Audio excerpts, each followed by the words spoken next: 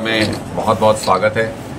एक बहुत ही गंभीर विषय के ऊपर और कुछ सूचना आपके साथ साझा करने के लिए आज ही प्रेस कॉन्फ्रेंस का आयोजन किया गया है। जैसा कि आपको पता है कि पिछले लगभग 1 साल से हम हरियाणा सरकार की एक योजना के खिलाफ निरंतर बोल रहे हैं, जिसमें हरियाणा सरकार ये कह रही थी कि हम अपने युवाओं को हरियाणा में रोजगार नहीं दे सकते।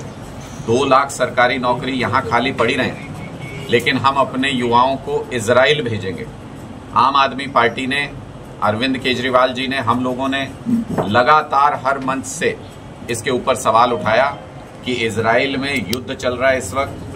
अपने बच्चों को, हरियाणा के बच्चों को, हरियाणा के युवाओं को मौत के मुंह में ना धकेले हरियाणा सरकार। हमने उस योजना पर भी सवाल उठाया कि ये कैसी योजना है कि 2 लाख सरकारी पद हरियाणा में खाली पड़े रहें और हरियाणा सरकार कहे कि रोजगार के लिए हम अपने बच्चों को इजराइल भेजेंगे। ये सरासर गलत निर्णय था। 1 तारीख को 530 युवाओं का पहला जत्था इजराइल के लिए रवाना हुआ और कल जब भारत सरकार ने एडवाइजरी जारी की, ट्रैवल एडवाइजरी जारी की कि इजराइल में ना जाएं, वहां पर कभी भी युद्ध भड़क सकता है ईरान और इजराइल के बीच में, तो मैं वो खबर जब देख रहा था तो मैं बहुत दुखी था इस बात को लेकर के कि जानते बूझते अपने युवाओं को युद्ध के मुंह में धकेल दिया हरियाणा की भारतीय जनता पार्टी सरकार ने। मैं आज ये सवाल पूछना चाहता हूं कि उन 530 युवाओं की जो जिंदगी युद्ध में फंस गई है, उसके लिए कौन जिम्मेदार है? क्या नायब जी जिम्मेदारी लेंगे या पूर्व मुख्यमंत्री मनोहर लाल खट्टर जी जिम्मेदारी लेंगे कि जो गैर जिम्मेदाराना हरकत हरियाणा के युवाओं की जिंदगी की परवाह किए बिना जो उन्हें युद्ध के मुंह में धकेल दिया गया, उसके लिए भारतीय जनता पार्टी का कौन सा नेता जिम्मेदार है या पूरी पार्टी इसकी जिम्मेदारी लेने को तैयार है? हमारा स्पष्ट रूप से ये मत है कि हरियाणा सरकार को तुरंत दखल देकर के इन बच्चों को सुरक्षित वापस लाने का इंतजाम करना चाहिए और सरकार को ये अपने खर्चे पर करना चाहिए। और इनको 1 साल का कॉन्ट्रैक्ट करके वहां पर लेकर के गए कि मिनिमम 1 साल तक इनको वहां रहना होगा। तो क्या ये मौत के मुंह में वहां पे रहेंगे? क्या चलते युद्ध के बीच में वहां पे रहेंगे? सरकार इनको वापस भी लाए और जितनी सैलरी इनसे कमिट की गई है वो 1 साल तक सरकार की जिम्मेदारी होनी चाहिए। जब तक शांति नहीं स्थापित हो जाती वहां पर, तब तक सरकार इनको वो सैलरी दे और उसके बाद इनको इनकी नौकरी वहां पर वापस दिलाई जाए। ये एक बेहद गंभीर प्रश्न है, एक बेहद गंभीर सवाल है। मैं उम्मीद करता हूं कि भारतीय जनता पार्टी की केंद्र सरकार और हरियाणा सरकार इस पर तुरंत प्रभाव से एक्शन लेगी और दोबारा से, जैसे पहले बार बार वार्न करने के बाद भी इन्होंने नजरअंदाज किया इस बात को, वैसे नजरअंदाज नहीं करेंगे और हरियाणा के युवाओं की जान बचाने के लिए जो संभव प्रयास है वो करेंगे। इससे पहले भी हमने सवाल उठाया है कि रशिया युद्ध में कई सारे युवा इस इलाके के फंसे हुए हैं, उनको लेकर भी बार बार हमने सवाल भी उठाया, सरकार के सामने प्रश्न भी रखा, केंद्र सरकार को भी इस बारे में सूचित किया, लेकिन उस पर अभी तक कोई भी कार्रवाई केंद्र सरकार की तरफ से और हरियाणा सरकार की तरफ से कोई इनिशिएटिव उस पर नहीं लिया गया है। ये बहुत गंभीर विषय है कि हमारे युवाओं की जान युद्ध में फंसी हुई है, कहीं रशिया में, कहीं इजराइल में, और हरियाणा की सरकार बिल्कुल बेपरवाह है। उनको हरियाणा के युवाओं की जिंदगी की कोई फिक्र नहीं है। ये दर्शाता है कि हरियाणा के युवा भारतीय जनता पार्टी में अपना भविष्य किसी भी हालत में नहीं देख सकते हैं। उनके बारे में कोई परवाह भारतीय जनता पार्टी को नहीं है। इमरजेंसी मेजर्स लागू करते हुए इजराइल से अपने युवाओं को सुरक्षित वापस लाने का इंतजाम करना चाहिए। और मैं हरियाणा के युवाओं को भी आगाह करना चाहता हूं, ये भारतीय जनता पार्टी है जो आपको मौत के मुंह में कभी भी धकेल सकती है। इनसे सावधान हो जाइए और इस बार भारतीय जनता पार्टी का सुपड़ा साफ कीजिए ताकि भविष्य में कभी भी हमारे युवाओं की जिंदगी से ये खिलवाड़ ना कर सके। एक महत्वपूर्ण सूचना इसके साथ जो मैं साझा करना चाहता हूं कि कल राज्य स्तरीय अंबेडकर जयंती का कार्यक्रम आम आदमी पार्टी कुरुक्षेत्र में आयोजित करने जा रही है और परसों यानी 15 तारीख को माननीय संदीप पाठक जी, संगठन महामंत्री आम आदमी पार्टी, वो कैथल में सभी वॉलंटियर्स की मीटिंग लेने के लिए पहुंच रहे हैं। एक फीडबैक मीटिंग होगी जिसमें जो चुनाव की तैयारियां चल रही हैं उनका जायजा लिया जाएगा और सभी कार्यकर्ताओं से फीडबैक लिया जाएगा और आगे की रणनीति पर भी इसमें चर्चा की जाएगी। आपके कोई सवाल? किस जगह होगी मीटिंग? कैथल में होगी, जगह अनाउंस कर देंगे। और भाई चौटाला चुनाव लड़ रहे हैं, बोल रहे हैं जाट और बनियों की लड़ाई है और सुशील गुप्ता बीच में से मैदान छोड़कर भाग गए। देखिए, मुझे लगता है कि आज के दिन में वो ना 3 में ना 13 में और कुछ भी बोल करके वो ये प्रयास कर रहे हैं कि किसी तरीके से वो लाइमलाइट में आ जाएं। हम उनको उनके इस प्रयास में कामयाब नहीं होने देंगे। वो इस चुनाव में इररिलेवेंट हैं। वो इस चुनाव में लोगों को भी पता है कि वोट की 2 ही ढेरियां इस चुनाव के अंदर हैं। जो अंधभक्त हैं वो भारतीय जनता पार्टी के साथ हैं, मोदी जी के साथ हैं, और जो देशभक्त हैं वो इंडिया गठबंधन के साथ हैं। तीसरी किसी वोट की ढेरी के लिए कोई स्कोप इस चुनाव के अंदर नहीं है। ये आर पार का चुनाव है। इसमें अभय चौटाला जी अगर 20,000 वोट भी अगर लेकर के चले जाएं तो बहुत बड़ी बात होगी। मुझे लगता है वो 20,000 वोट के नीचे इस चुनाव में रहेंगे और उनको भी ये एहसास होगा कि भारतीय जनता पार्टी के इशारे पर, मैं तो बार बार कहता हूं कि ये ताऊ के लाल नहीं है, ये भारतीय जनता पार्टी के दलाल हैं। और भारतीय जनता पार्टी के इशारे पर अगर कोई व्यक्ति लोगों को भ्रमित करने के लिए आए चुनाव में, लोगों का वोट काटने के लिए आए चुनाव में, तो लोग उनको सही सबक सिखा सकें। मुझे लगता है इस चुनाव के परिणाम से ये भी तय होगा। नवीन जिंदल भी 16 तारीख से कैंपेन शुरू कर रहे हैं जी। स्वागत है उनका। किसी भी प्रत्याशी का जो चुनाव में उतरा है उनका स्वागत है। मैं नवीन जिंदल जी से आग्रह करूंगा कि जब वो आए तो सबसे पहले कुरुक्षेत्र की, कैथल की जनता को ये बताएं कि वो गायब कहाँ पे थे 10 साल तक, और साथ में ये भी बताएं कि जिस तरीके से उनके ऊपर कोयला घोटाले के आरोप लगे थे और माननीय प्रधानमंत्री नरेंद्र मोदी जी ने उनको सबसे बड़ा कोयला चोर और लुटेरा बताया था, क्या माननीय प्रधानमंत्री नरेंद्र मोदी जी झूठ बोल रहे थे, गलत बोल रहे थे? सबसे पहले चुनाव प्रचार शुरू करने से पहले, ताकि भारतीय जनता पार्टी के कार्यकर्ताओं का भी वो भरोसा जीत सके, उनको ये स्पष्ट करना चाहिए कि क्या मोदी जी झूठ बोल रहे थे या अब वो बीजेपी की वॉशिंग मशीन में धुल करके अब साफ सुथरे हो गए। पतझड़ की तरह झड़कर आ गई है बीजेपी, बिल्कुल झड़ गई है, क्या देखते हैं आप? देखिए, मैंने आज से 6 महीने पहले मैंने ये बता दिया था कि जैसे ही चुनाव का अनाउंसमेंट होगा, जेजेपी के पास टिकट देने के लिए भी लोग नहीं बचेंगे। इन्होंने जो बोया है वही काट रहे हैं। बोया पेड़ बबूल का तो आम कहां से हुए? जननायक जनता पार्टी ने, दुष्यंत चौटाला जी ने लोगों के भरोसे के साथ खिलवाड़ किया, लोगों को धोखा दिया। और जब आप लोगों का अपमान करेंगे, जब लोग आपके पास आए एमएसपी मांगने के लिए, किसान गए, तो इनके पास ऑप्शन था कि ये सरकार से अलग हो जाते। इन्होंने सरकार के साथ मिलकर उनके ऊपर लाठियां चलाई। जब सरपंच गए अपना अधिकार मांगने, इनके पास ऑप्शन था अलग हो जाते। इन्होंने सरकार के साथ मिलकर, बीजेपी के साथ मिलकर लाठियां चलाई। बहन बेटियों के मान सम्मान का प्रश्न था, ये बीजेपी के साथ खड़े रहे। तो जब सारे लोग जब सरकार के घर जा रहे थे और सरकार ने इतना अपमान किया, तो अब ये लोग जब जनता के घर जाएंगे तो जनता सम्मान कैसे करे, इनको लड्डू कैसे खिलाए? तो जो बोया है वही काट रहे हैं। मुझे लगता है जननायक जनता पार्टी अब इतिहास की पार्टी हो गई है। हरियाणा के अंदर इनका कोई अस्तित्व इस लोकसभा चुनाव के बाद बचेगा नहीं। सर, पिछले 5 साल के अंदर जो सांसद रहे नायब सैनी, उनके द्वारा 25 करोड़ की जो एमपी लैड की ग्रांट होती है उसमें सिर्फ 17 करोड़ ही लगा पाए थे। देखिए, नायब सैनी जी को तो कुरुक्षेत्र से हटाया ही इसलिए गया, उनको मुख्यमंत्री बना करके कोई विशेष सम्मान दिया गया ऐसा नहीं है। उनको मुख्यमंत्री बनाया इसलिए गया है ताकि भारतीय जनता पार्टी की इज्जत बची रह सके।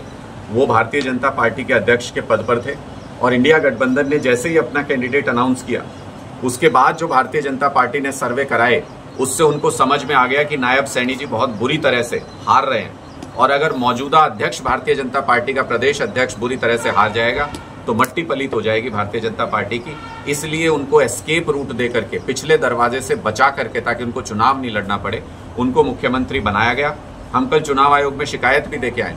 वो तो भारतीय जनता पार्टी उनको एक डमी, एक रबड़ स्टैंप सीएम की तरह इस्तेमाल कर रही है। मनोहर लाल जी बीजेपी के उम्मीदवार हैं करनाल से, वो आज भी मुख्यमंत्री की तरह एक्ट कर रहे हैं। कनीना वाले मामले पे बेशर्मी के साथ उन्होंने एक प्राइवेट पर्सन होते हुए, आज के दिन में ना वो मंत्री है, ना मुख्यमंत्री है, ना विधायक है, कुछ भी नहीं है, ना किसी सरकारी पद पर है, उसके बावजूद उन्होंने बेशर्मी के साथ इतने संवेदनशील मामले में, कनीना में जो बच्चों की मौत हुई, उस मामले में उन्होंने घोषणाएं की कि हम इसकी जांच करा देंगे, दोषियों को सजा दे देंगे, हम इस पे मुआवजे का ऐलान कर देंगे। उन्होंने कहा मेडिकल का सारा खर्चा हम उठाएंगे। अब हमको जानकारी मिल रही है कि एक प्राइवेट हॉस्पिटल में बच्चे का इलाज चल रहा था, उसका 5-5.5 लाख का बिल बन गया, कोई सरकार पूछने नहीं गई।